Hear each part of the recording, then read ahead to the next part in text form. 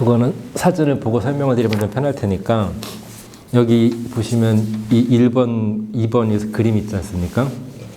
여기서 모든 분들이 유튜브에서 보고 있는 건 이 나들목 CCTV거든요. 이거는 서울시 한강사업본부 관할 CCTV이고 이거를 언론에 공개를 했기 때문에 그걸 보고 모든 사람들이 보고 있는 거고 이쪽에 왼쪽에 작게 나와 있는 게 사건 장소예요. 여기 왔다 갔다 하는 게 있고. 근데 여기서 우리가 추정되는 동영상을 찾았지만 이걸로 부족하니까 이쪽에 올림픽대로 해서 이렇게 비추는 게 있어요. 그러면 이거랑 각도가 틀리기 때문에 보완이 되거든요. 이거를 보여달라는 게 제일 중요합니다. 그리고 이거를 저희가 경찰에서 한 번 가서 봤어요. 봤는데 경찰이 TV가 너무 작고 안 보이고 이런 거만이라도 말도 안 해요. 그냥 개인 PC 모니터 있죠. 그 정도로 보니까 요만한 게 저기서 보일 리가 없잖아요. 그래서 지금 이거 공개돼서 얼마나 많은 사람들이 분석을 했어요. 사실 한두 사람이 봐서 할 수 있는 게 아니거든요. 저희가 집에 갖다 놓고 그 영상 전문가 분석도 하고 다각적으로 보고 싶으니까 파일을 받고 싶은 거고 백날 이렇게 봐가지고는 알 수가 없거든요. 그리고 추가로 여기로 왔다 갔다 하는 사람들이 어차피 이쪽으로 나가면 이쪽에 CCTV에 찍히다 보니까 여기로 지나간 사람들을 다 빼고 나면 누군지 알 수 있을 것 같아서 이거를 요청한 건데 정확히 반포대교 어디에는 CCTV인지 모르기 때문에 이게 아까 말씀드린 약간 그런 오해의 소지가 있는 거고 올림픽대로 CCTV가 제일 중요한 거고 이 두 개를 요청한 거거든요. 이거와 다른 각도에서 여기를 비출 수 있는 거죠. 원래대로 하면은 2월에 판결이 났어야 되거든요. 근데 이제 애초에 제가 정보공개 청구를 할 때는 행정소송을 염두에 두고 한 게 아니기 때문에 정보공개 청구는 어쨌든 가장 큰 문제는 CCTV 위치를 저희가 모르니까 여기를 잘 비출 수 있는 CCTV 자체를 모르고 있는데 갈등을 잘 비출 수 있는 거를 정보공개 청구를 한 거고 그러고 나서 이거를 안 해준다고 하니까 행정소송으로 갔는데 그 CCTV를 저희가 특정을 못 하잖아요. 경찰이 예를 들어 1번, 2번, 3번 있는데 1번, 3번을 알려줬으면 1번, 3번 청구를 했을 텐데 막연하게 뭐 반포대교 남단 하나 이제 가장 중요한 그 올림픽대로 CCTV는 저희가 미리 인지를 하고 있었고 위치를 알았으니까 특정을 했거든요. 그거는 전혀 문제가 없어요. 근데 반포대교에 있는 것 중에 여기를 잘 보이는 CCTV라고 하니까 이제 판사님이 원래 2월에 판결을 내려야 되는데 정확히 어떤 건지 불분명한 거예요. 그래서 그거를 소명을 하라고 하신 거거든요. 그러니까 판사님의 말씀 자체에는 잘못된 게 없어요.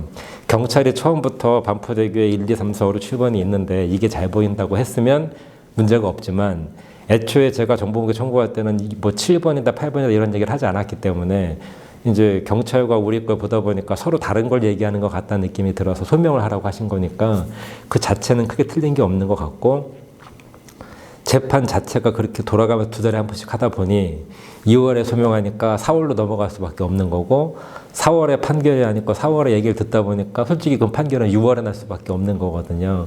그 과정은 뭐 제가 답답해도 어쩔 수밖에 없는 거니까 생각을 하는데 우리 변호사님 얘기 듣다 보니까 이제 거기 판사님들도 2년에 한 번씩 바뀐대요. 근데 지금 담당하시는 분이 2월 말이 딱 2년 된다고 하더라고요. 그래서 바뀔 수도 있다.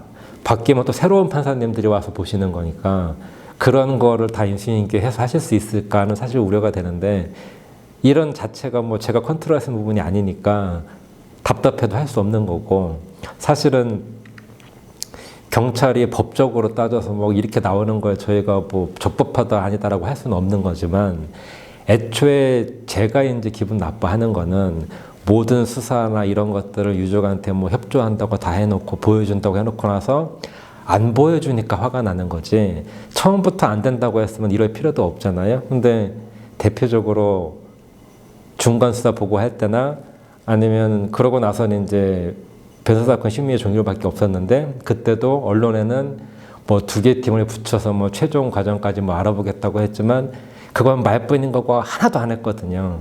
그런 그 겉과 속이 다른 것에 대해서 화가 나는 거예요. 그 남겨진 2개 팀이 뭐 했냐고 하면은 하나도 한 게 없는데 마치 뭘 하는 것처럼 언론에 보여주고 실제로는 아무것도 안 한 것들. 그런 거죠.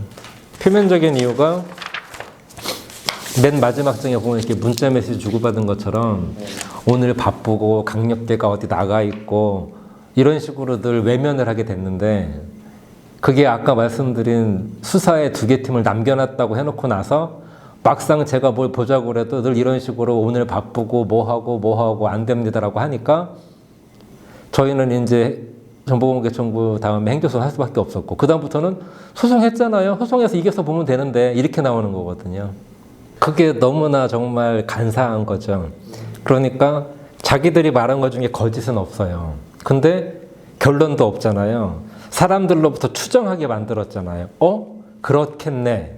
근데 본인들이 어떤 그런 확신이 있었으면 당연히 명확히 얘기했을 거고 그 뒤에도 밝혔을 거예요. 근데 단 한 번도 얘기가 안 나온 이유는 그 사람들이 확신할 수 없었기 때문인 거죠. 확신할 수 있으면 얼마나 본인들이 성과를 내기 좋아요. 근데 이거를 불확실하지만 얘기할 수밖에 없던 건 이거밖에 없는데 이렇게라도 얘기하면 사람들이 그쪽으로 갈 수가 있고 마침 그 다음 날쯤에 그것이 알고 싶다도 그것이 맞춰지면서 경찰 중간 수사와 그것이 알고 싶다가 둘 다 낚시꾼이 나왔는데 다 그쪽으로 사람들이 그랬나 보다라고 추정할 수밖에 없게 됐죠. 근데 아무도 그렇다고 한 적은 없어요.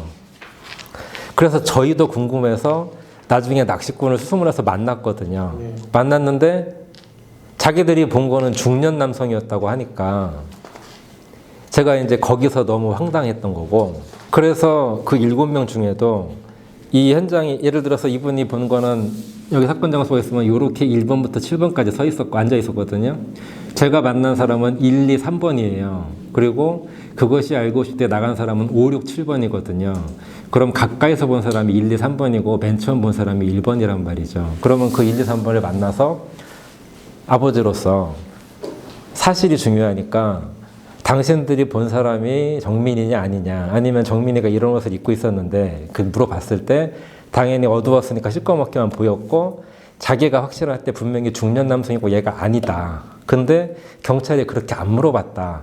예를 들어서 당신이 본 게 그날 대학생이 맞아? 그럼 아니라고 했을 거란 말이죠. 근데 그렇게 안 물어봤거든요. 그래서 아니 중년 남성인지 대학생인지가 중요한데 왜 이렇게 모호하게 했냐니까 그런 식으로 질문을 했다는 거죠. 내가 만약에 진짜 이 진실을 밝히고 싶은 경찰이면 당신이 본 게 대학생이야, 성인이야, 뭐 늙은 사람이야, 노숙자야 이렇게 해서 구별을 해야 되는데 그렇게 해서 대학생이 아니라고 하는 순간 이 진술자들은 다 필요가 없어지잖아요. 그러니까 모호하게 성인 남성을 봤다. 성인 남성을 본 건 맞아요. 근데 대학생이냐 중년 남성이냐는 완전히 다른 얘기잖아요. 경찰이 일부러 그쪽으로 안 들어간 거예요. 그런데 그것이 알고 싶다에 간 5, 6, 7번은 1, 2, 3번간 그날 처음 만났어요. 친구들이 아니거든요. 근데 5, 6, 7번이 나 이거 그것이 알고 싶다에 가서 얘기해야 되겠다. 5, 6, 7번이 갔는데 5, 6, 7번은 이 순서대로 봤을 때 제일 멀리서 본 사람이잖아요. 나중에 본 사람이잖아요. 더 잘 몰라요. 그리고 그거를 잘 보면 알겠지만 자기가 받겠다고 말하는 사람이 한 명도 없어요. 그 방송에서. 있다던데지 내가 봤더라고 하는 사람이 없었어요. 왜냐면 자신이 없거든요. 그 사람들은 성인 남성 대학생은 고사하고 내 눈으로 봤다도 아니고 1, 2, 3번이 봤다던 대로 얘기한 거거든요. 사실 낚시꾼 이후로는 이 사람들이 술 안 했어요. 제가 볼 때. 결론이 났으니까. 방향은 정해졌고 앞에 이거를 만회할 수는 없고 그래서 결국 2달 만에 변호사건 심의회를 열었는데 변호사건 심의회라는 게 하도 뭐라고 하니까 원래보다는 외부인을 늘렸다고 하지만 애초에 자료를 누가 브리핑해요? 경찰이 하잖아요. 우리가 하는 게 아니잖아요. 여기에 뭐 의학자나 변호사가 왔어. 경찰이 발표할 때 이렇게 낚시꾼이 이렇게 해가지고 우리가 여기까지 해냈습니다. 더 이상 할 게 없습니다. 라고 들으면 그 사람들이 안 돼 더 해야 돼 하겠냐고요. 우리가 재판을 할 때 원고 피고가 있는 게 아니라 경찰의 일반적인 얘기만 듣고 결론을 내리는 건데 경찰이 당연히 자기들이 왜 수사를 종결할 수밖에 없는지 설명을 할 거 아니에요. 그러면 그걸 들은 외부 인사들이 그렇겠네라고 할 수 있는 거고 다수결이면은 외부 인사 중에 한두 명만 되면 끝나는 거거든요. 제가 나중에 물어봤어요. 만장일치든가요? 아니라고 하더라고요. 몇 명이 반대했냐고 안 가르쳐 주더라고요.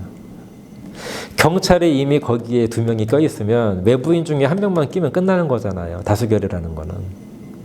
그렇게 해서 종결을 했는데 이렇게 궁금한 게 많은데 전 당연히 그래서 그 전에 고소를 했고 고소를 했는데 관할이 서초서니까 그 서초서에 또 할 수밖에 없어요. 저는 서초서 하기 싫었거든요.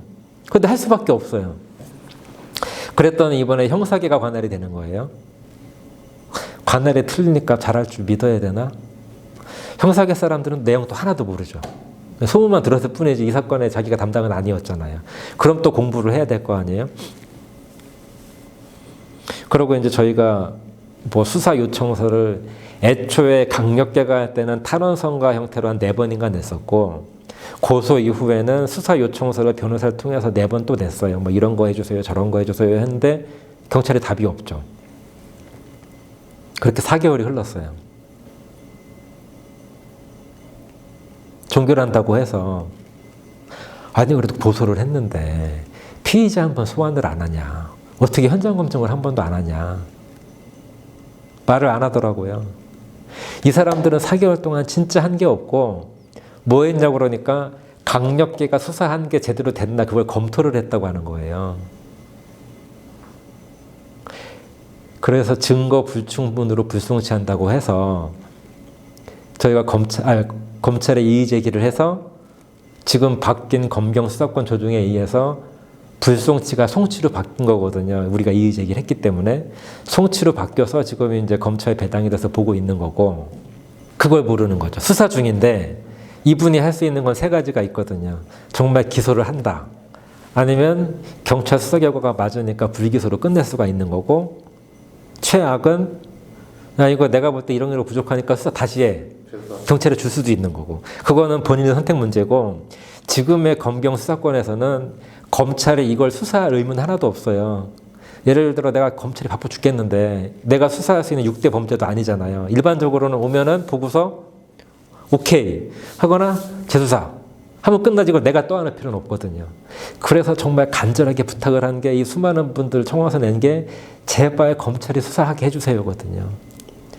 경찰은 이미 충분히 받고 이 사람들이 재수사한다고 해서 나 그전에 잘못했으라고 돌이킬 일이 없잖아요.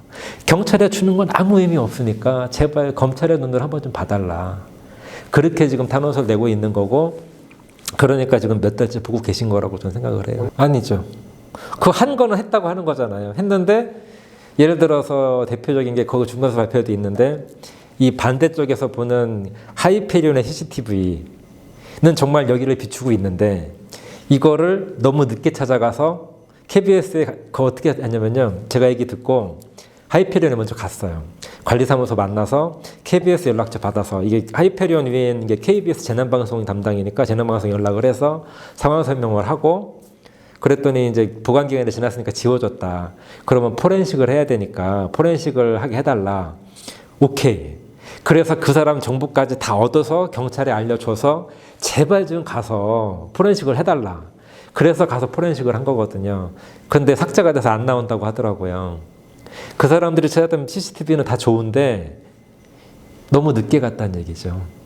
CCTV가 보관기간이 뭐 3일도 있고 일주일도 있고 다 늦잖아요. 그걸 지나서 간 건 아무 소용이 없다는 얘기죠. 누군가는 전체를 보고 이래야 되는데 그냥 나는 했다는 거죠. 말씀대로 그 많은 경찰을 동원해서 그 사람들이 핸드폰을 찾아냈어요, 정민을 찾아냈어요. 안 했다는 게 아니라 했는데 그거는 보여주기 위한 쇼잉 빼놓고는 아무것도 아니란 얘기죠. 열심히 했다는 게 중요한 게 아니라 뭘 했냐가 중요한 거죠. 바닥면이나 구조물에 머리가 충격된 경우 우측 볼에서 구강점막, 근육내출혈, 피하출혈, 2군데의 좌열창 이렇게 쭉 나와 있는데, 강배탈은 이렇게 돌이 많고, 이 사진 보시면 강문 속에는 뻘밖에 없으니까 돌이 없어요. 이 상처가 날 땐 여기밖에 없는데 이런 건 하나도 조사도 안 하잖아요. 여기에 대해서 혈흔 감정조차도 안 했어요. 정민이가 여기 머리 가죽 원래 터지면 피가 많이 나오잖아요. 여기 당연히 피가 있었을 거거든요. 한 달 동안 혈흔 검사도 안 했다고요. 지금 제가 이렇게 하는데 그렇게 반대하는 사람이 50%도 안 될 거고, 사실 전혀 상관도 안 할 거고, 내가 무슨 여론 팔아서 뭐 하는 사람도 아니고, 아마 전 국민 모두가 그렇게 생각해도 저는 제가 생각하러 하는 거기 때문에 그 사람들이 무슨 생각을 하거나 말거나 저한테는 하나도 안 중요하고 아무 의미도 없어요.